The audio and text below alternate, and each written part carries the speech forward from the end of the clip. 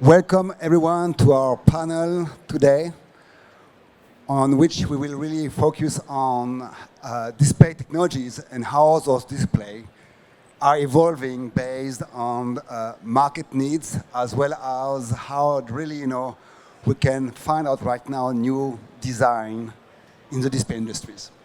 My name is Damien Tuleu. I am the head of the Optronics business unit at EMD Electronics, and I'm very pleased today to be accompanied by a very key expert in the display industries. And so I will ask you to introduce yourself first before we go into the panel discussion. Michele, you want to start? Yes. Hello, my name is Michele Ricks, and I'm in technical marketing at EMD Electronics. My long-term background is in development of OLED materials for display technology, and now I work quite a lot in our AR, VR work as well. Hello, I'm David Hsieh, and I come from Omdia. Omdia is a global research company. We work on the consumer electronics research, semiconductor, AI, also the whole ecosystem of the electronics industry. So not just on the market research, we also do lots of technical research. So I'm in charge of the team working on the display research. Thank you. Hello, my name is S.W. Seung from LG Display, which is that advanced OLED display technology. I'm for that team leader of new advanced technology development, so investigating for the future OLED. Thank you. Thanks a lot. So as you can see, we have been assembled a very nice panel of people who are expert in market, expert in panels, and expert in materials. And for us, it's definitely important that we can go through those different areas about how display is evolving to new design. But before that, let me take some time to introduce you to EMD Electronics. So we are, as you see on the video before, we are the company behind the company. So we are the company who has the most exhaustive portfolio serving the semi-industries as well as what we call optoelectronic industries. Okay, our portfolio goes from front end to back end in terms of semi-processes, as well as we have been one of the leaders in providing display materials such as liquid crystals, OLED materials, and any other specific material which are including into display manufacturing.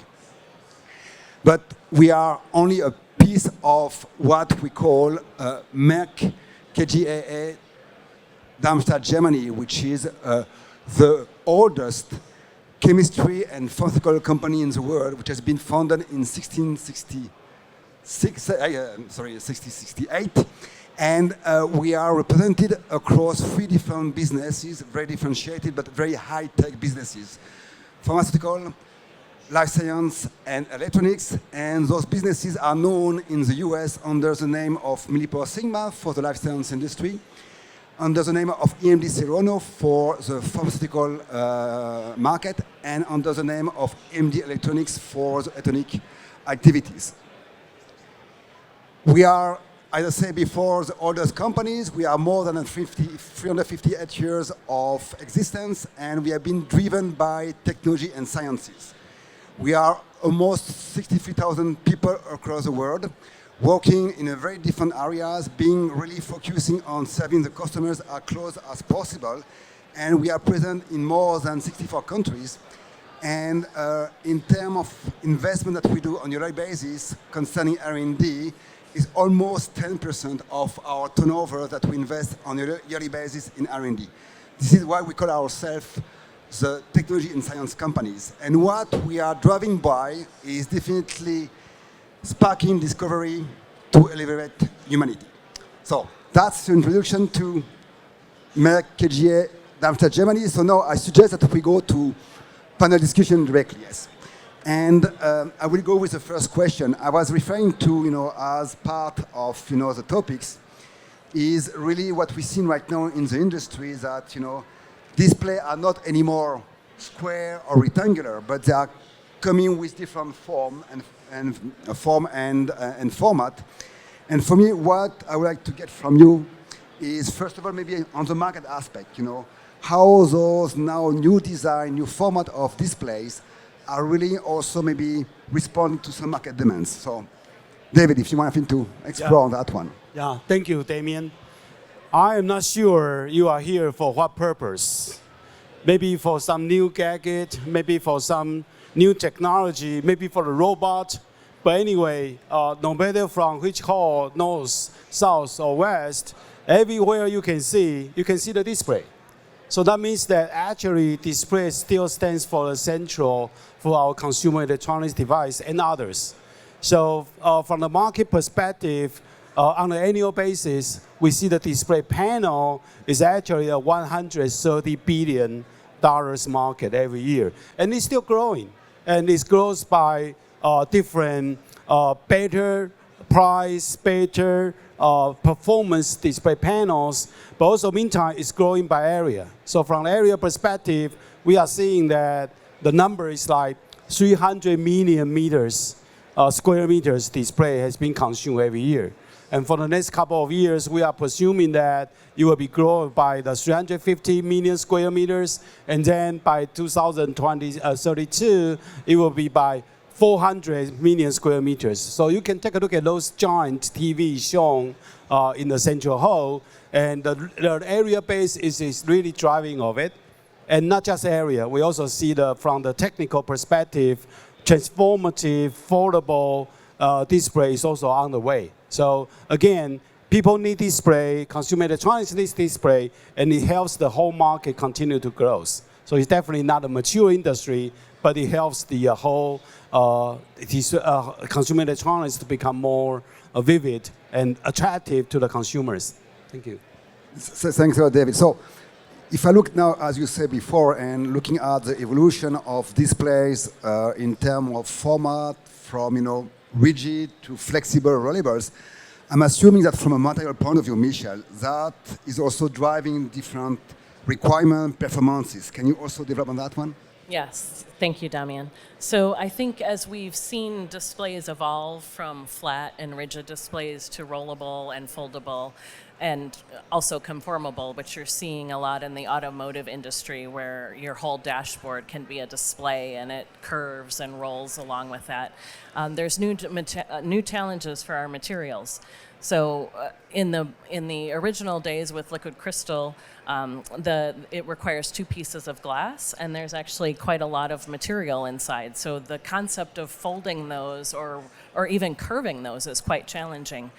With the advent of OLED display, where the materials themselves are much, much thinner than even a strand of human hair, we could start to envision curving and folding these displays.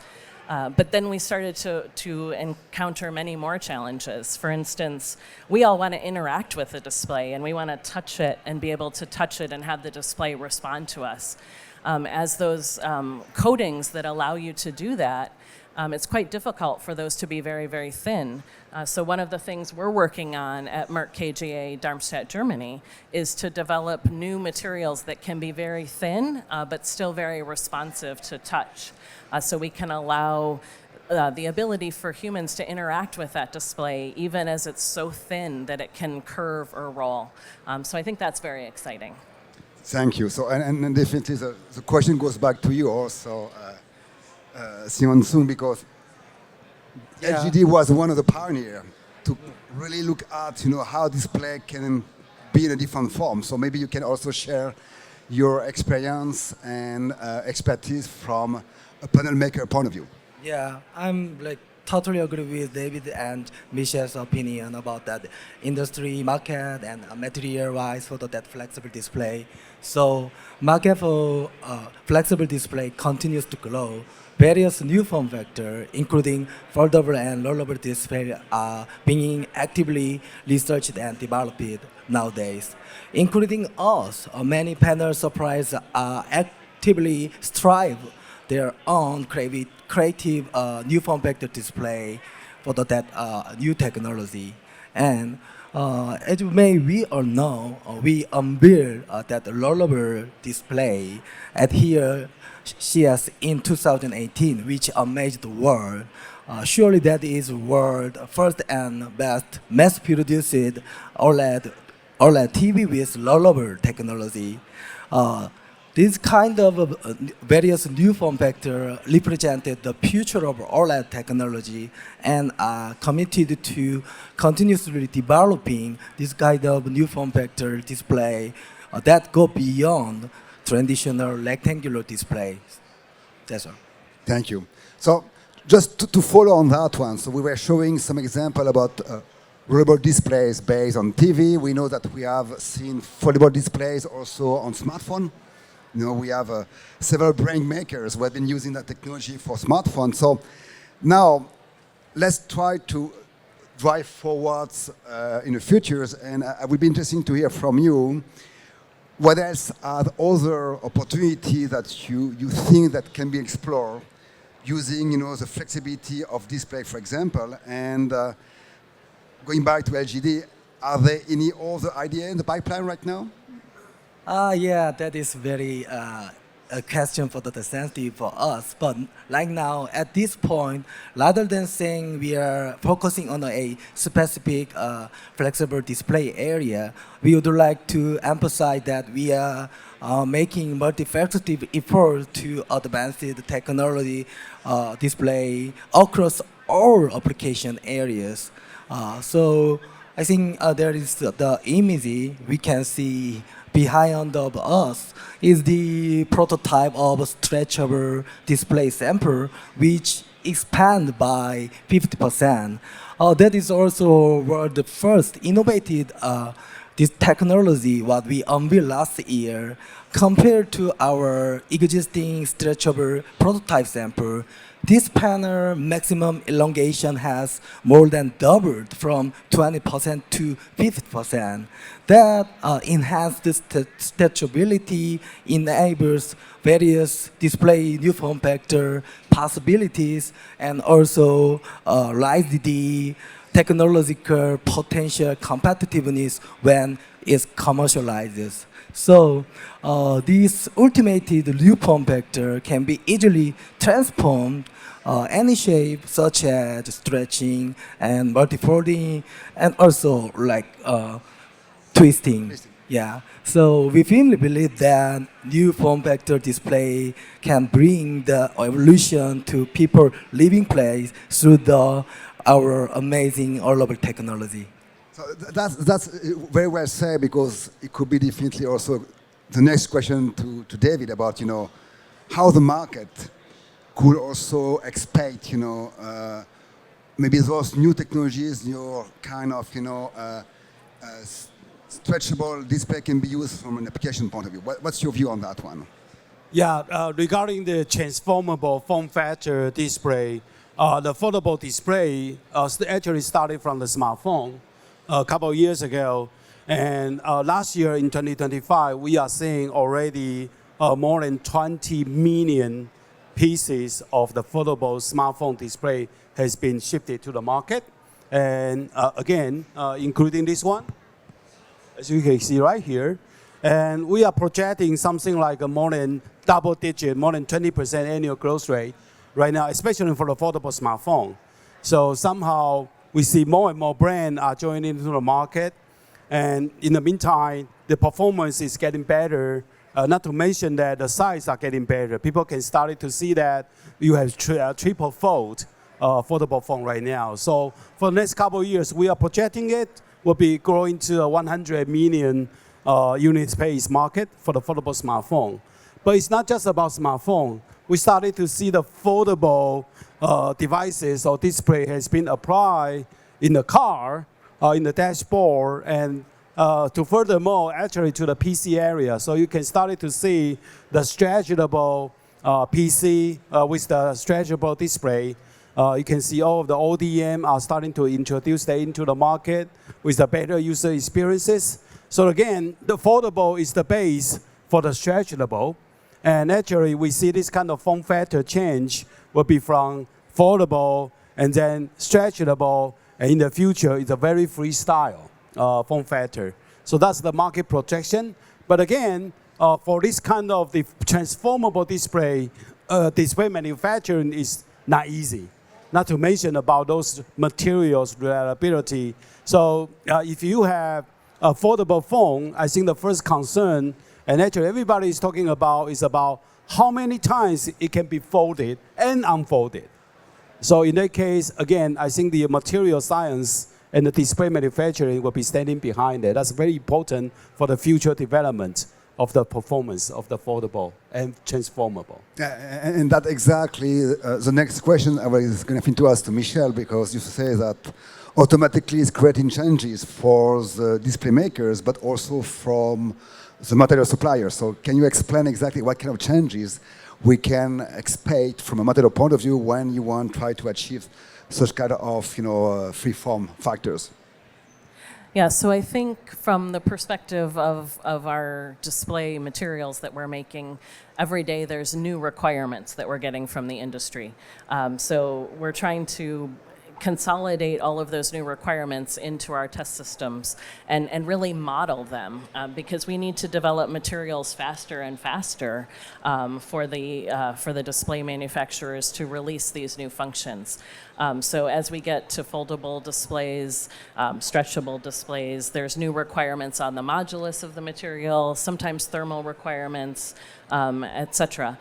So we're constantly trying to build really complicated models of how the materials perform in the display. And just for reference, an OLED display might have 7 layers or 27 layers, and each one of those layers is individual. And sometimes they have more than one material inside. They might have 2 or 3 materials inside. So it's really a complicated system that we're trying to model from a physics perspective, and also go back to the fundamental chemistry and how that links to these final performance parameters.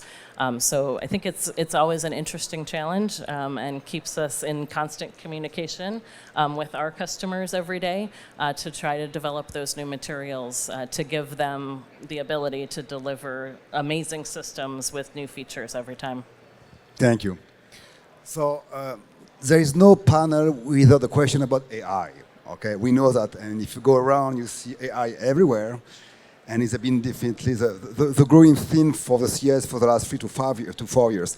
But my question is more or less related to display evolution, and is how AI will impact display evolution from a user point of view, but as well as from a panel maker point of view or material development point of view. So maybe on the user point of view, how AI could have a kind of impact on display evolution. David. Yeah, sure. Well, actually, when we talk about AI, we see the two basic fundamental thing of AI can be a really good display demand driver. One is the so-called content AI or descriptive AI, because that helps the content to be more AI generated. And in the meantime, they help the people to really consume more contents and better content from the display, including the picture performance. And the second thing is so-called physical AI. So we can see that lots of the AI has been implemented on the physical space, and that will be, again, helpful. So when you have an AI notebook or AI TV, you definitely need a better, and maybe sometimes bigger display to implement those AI things. So we are seeing that is one important driving of that. And the other thing is that, actually, through the display, including the display material science and also all of these signals processing, right now, we also see that AI has been independent.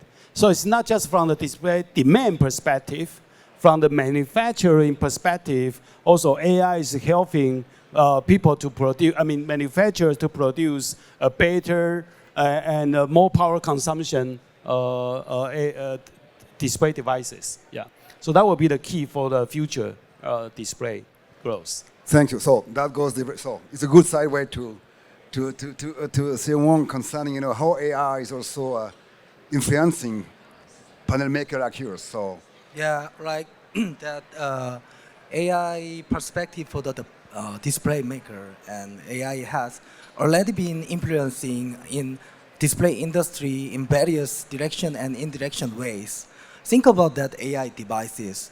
AI devices to respond in real time, increase the power consumption in computing process is inevitable. So among these, display is a crucial role in low power efficiency. And also that in terms of panel design and performance verification, there are various validations are being conducted with simulation without the needed for the actual panel. That means without that actual panel with the simulation, they can be gathered that result to having with the new design and performance verification. And in addition, process point of view, starting from last year, we are introducing our own developed AI producing system into our manufacturing process.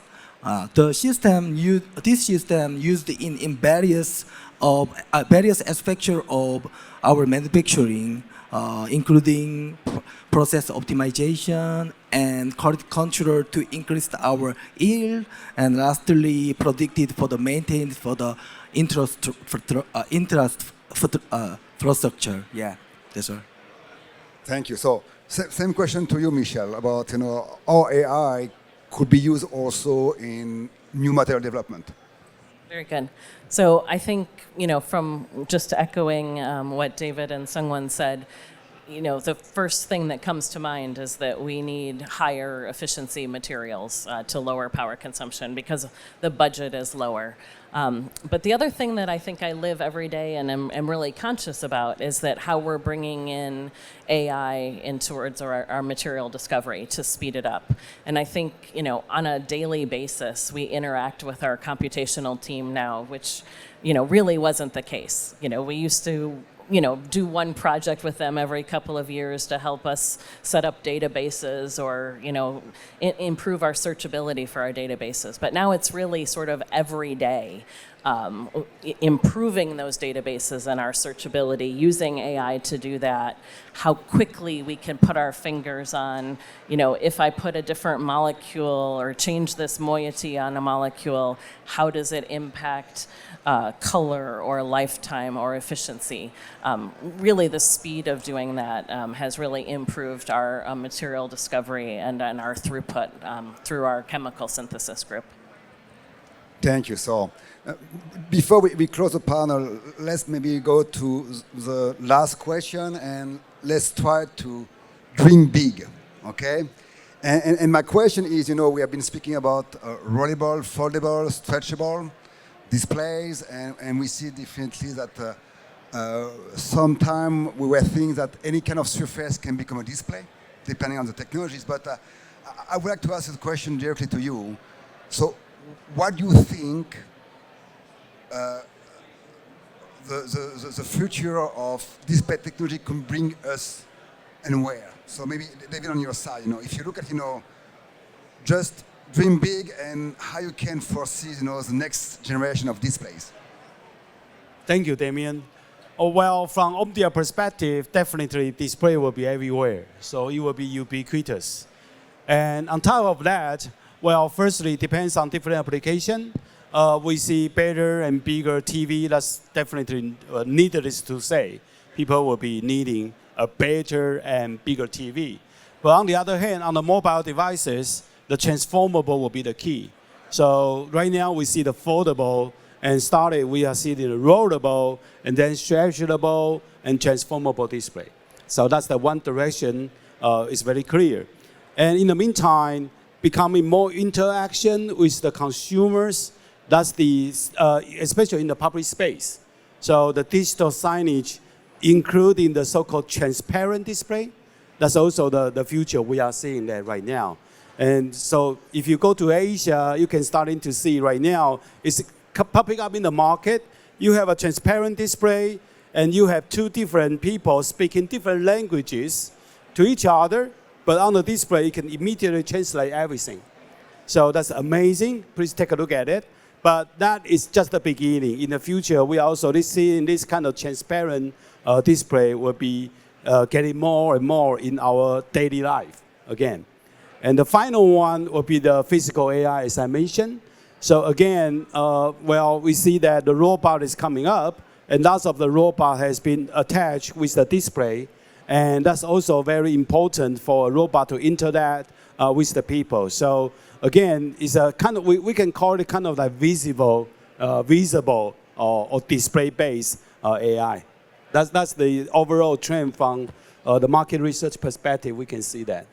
Yeah, thank you. So for you, Michele, as a material specialist, and we as Merck KGA, Damien Gemini being one of the leader in material supply, what's your view on how material can participate in the next evolution of display technologies?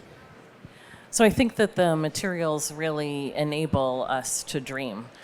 So I think the advent of everything that David mentioned is very exciting, and so I won't repeat it.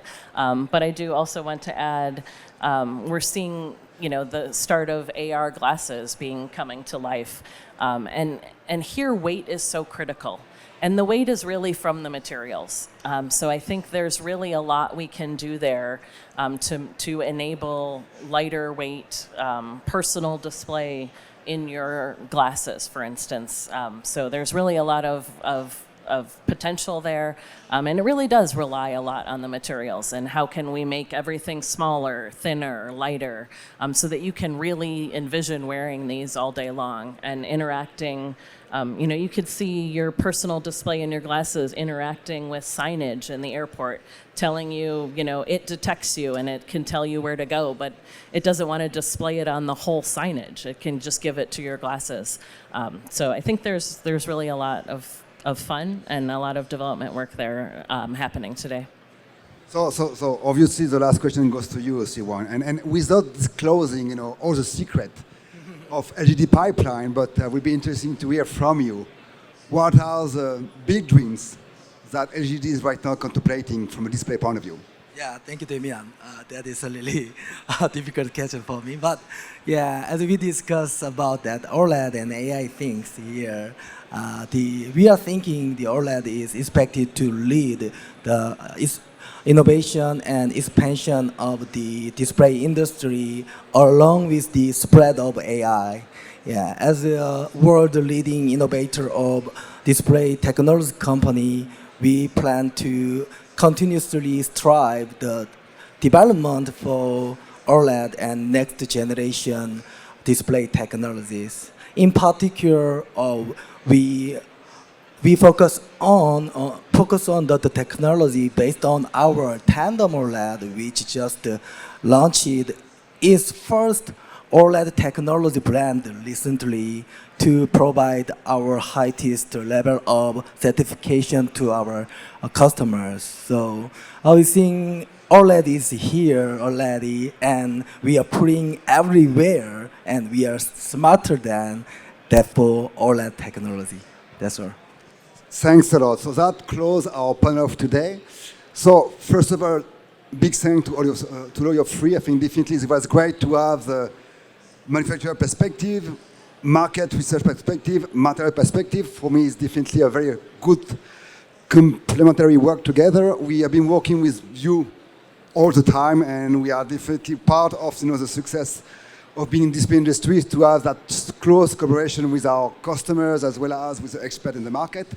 So as you said before, display are being here for quite a long time, and they will stay for a long, long time because they are more or less, the human interfaces between us and the machine at the end, and they will remain the main way to operate and to interface with the machine at the end. So I will say, as long as we have eyes, display forever. Exactly, yes. And I want to think also to guide the people on the booth, because you were referring to AR as maybe the next technology in terms of display interfaces, and we have a very nice demo concerning our AR platform where we are working on new material, as you were referring before, and definitely for me it's going to be important that you can stop by, I think, that specific one, as well as the rest, of the booth, where we can once again show that we are the company behind the companies, providing, all those technologies to the semi industry and to the display industry. So thanks again for your participation.